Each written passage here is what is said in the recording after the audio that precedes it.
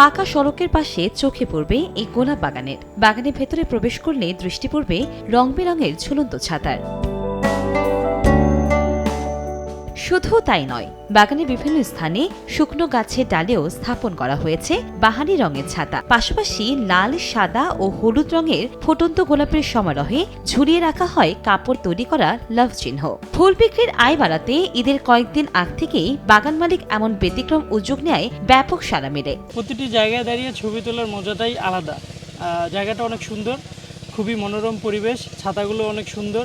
Husband সহ ঘুরতে আসছি, আর এখানকার বাগানের পরিবেশটা সুন্দর, মনোরম পরিবেশ। এখানকার সৌন্দর্য দেখে সকলে মুগ্ধ হয়েছে, আমরাও হয়েছি। ফ্যামিলি নিয়ে বিভিন্ন এলাকা থেকে এখানে আসতেছে।